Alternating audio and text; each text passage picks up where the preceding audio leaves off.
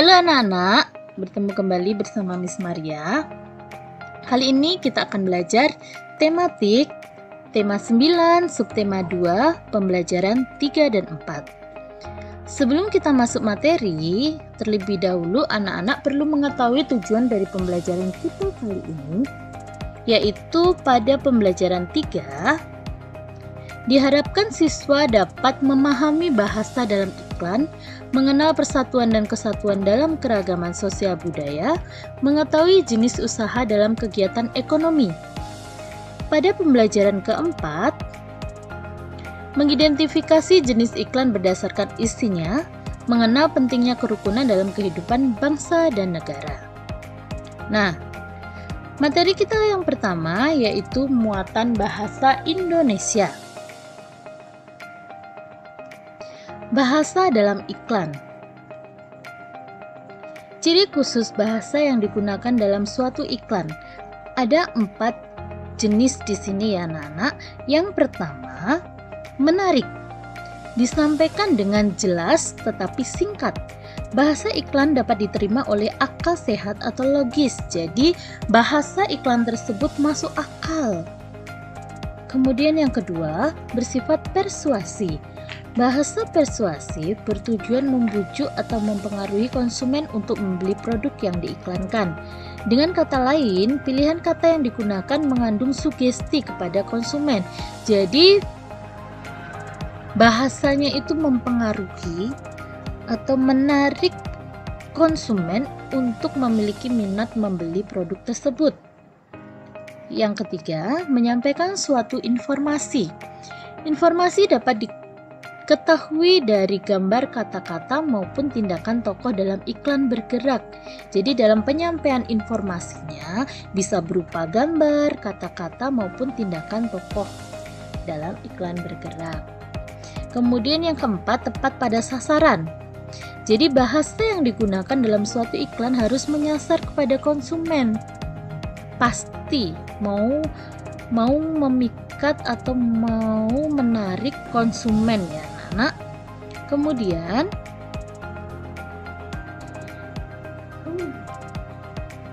setelah bahasa iklan, kali ini anak-anak perlu mengetahui jenis iklan berdasarkan isinya. Ya, iklan mempunyai bahasa yang khas, itu ciri-cirinya. Kemudian bahasa dalam iklan harus logis, tepat, dan sopan. Pilihan kata pada iklan merujuk pada sasaran atau maksudnya, tujuannya. Jenis iklan berdasarkan isinya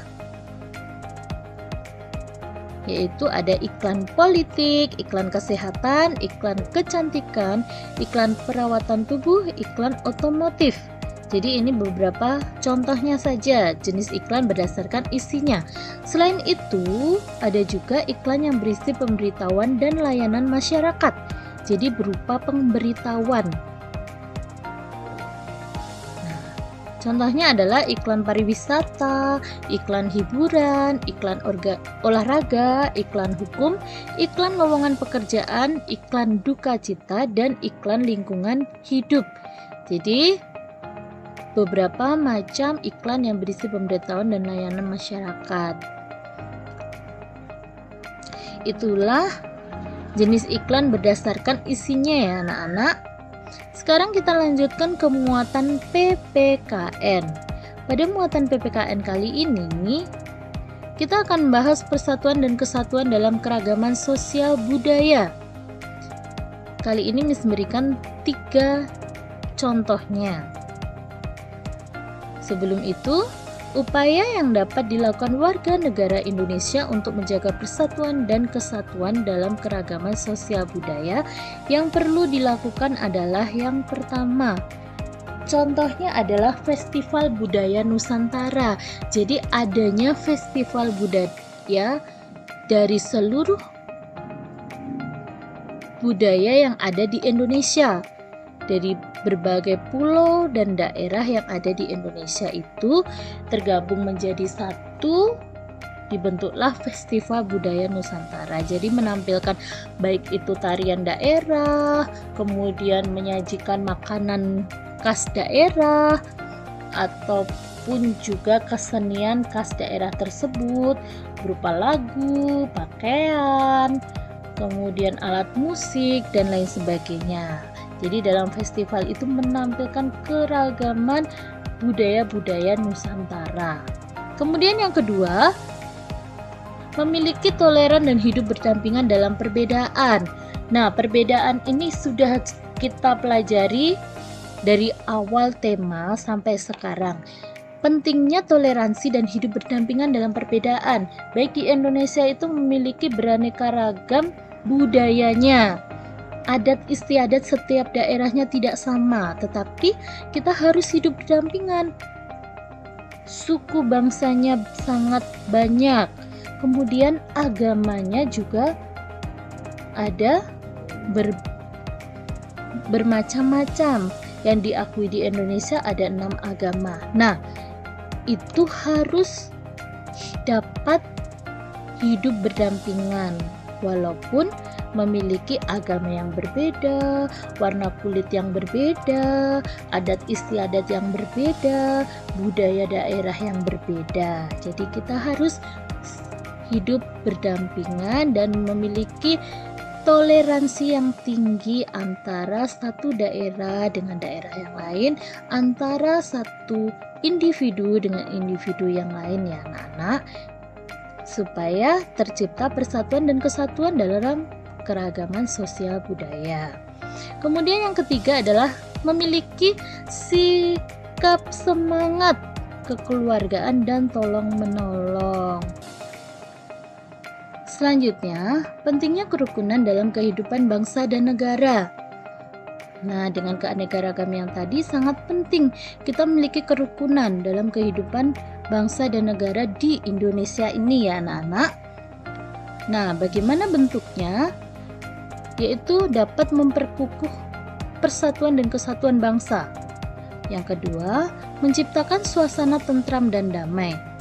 Yang ketiga, pembangunan nasional dapat berjalan dengan lancar.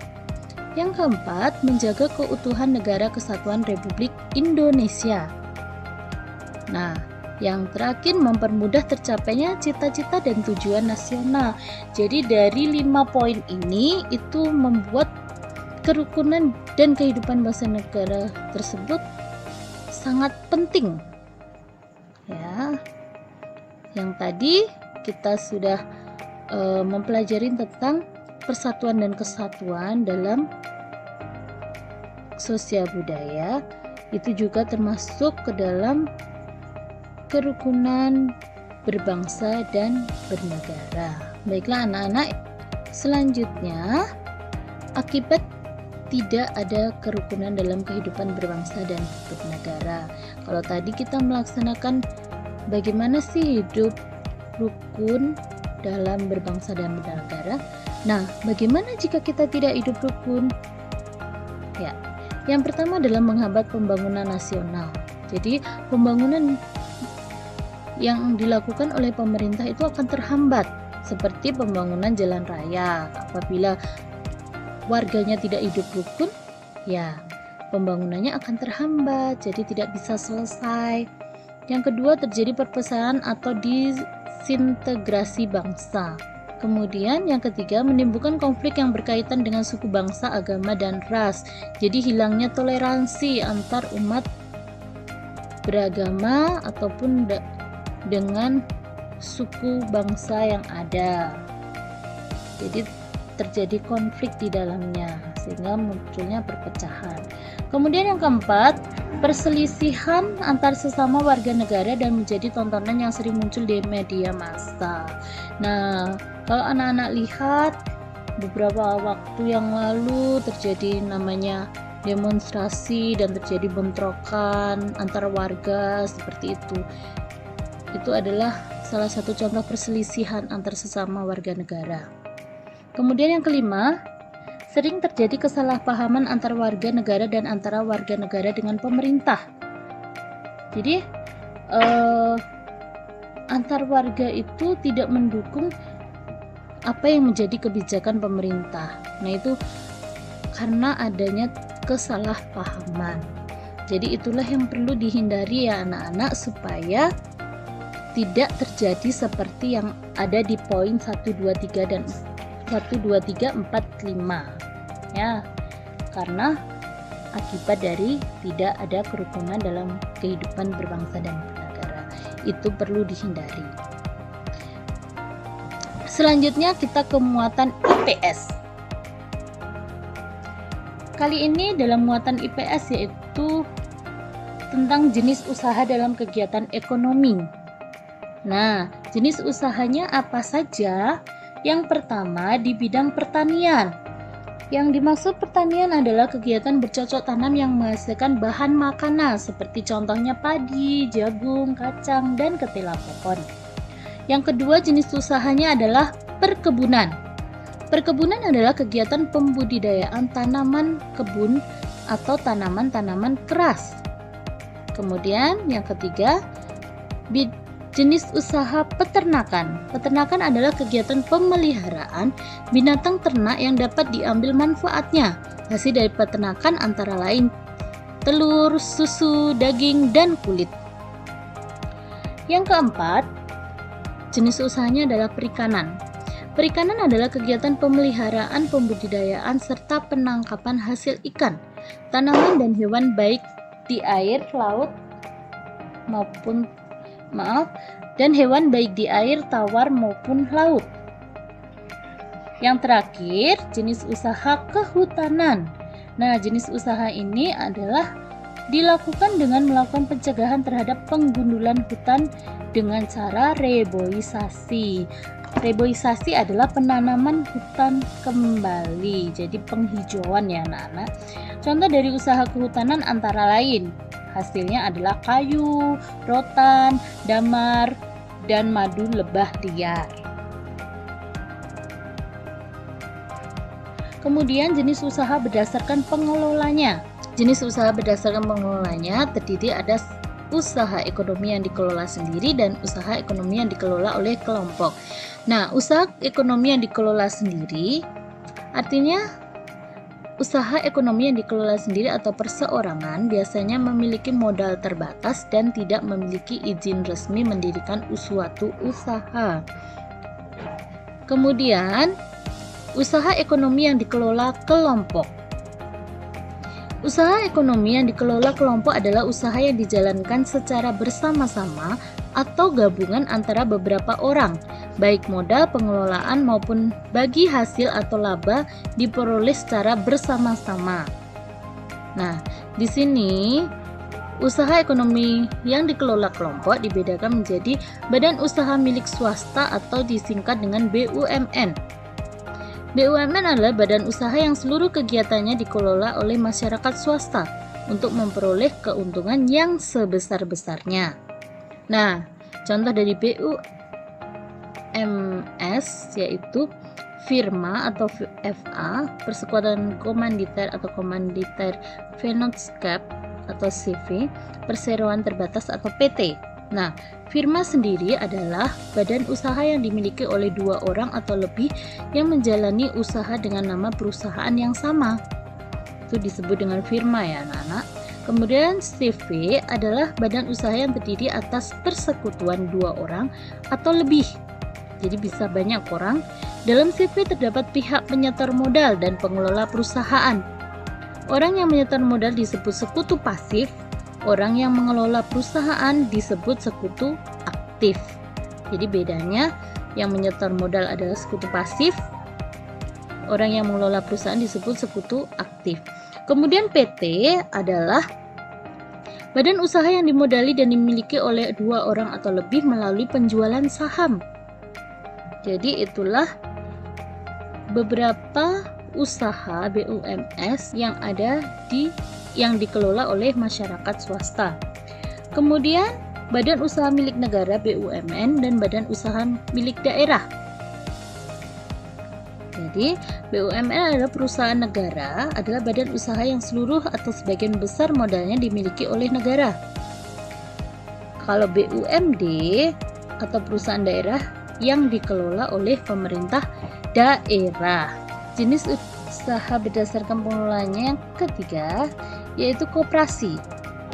Koperasi adalah badan usaha yang menganggotakan orang seorang atau badan hukum koperasi. Kegiatan koperasi berdasarkan atas asas kekeluargaan. Tujuan utama koperasi adalah meningkatkan kesejahteraan anggotanya. Pada koperasi, pemegang kekuasaan tertinggi terletak pada rapat anggota. Nah, berikut Miss berikan sedikit info atau pengetahuan tentang logo Koperasi Indonesia. Jadi, logo di Koperasi Indonesia itu mengalami beberapa perubahan. Pada tahun 1947 sampai 2012 menggunakan logo yang pertama itu. Kemudian pada tahun 2012 diganti dengan seperti bunga ya anak-anak.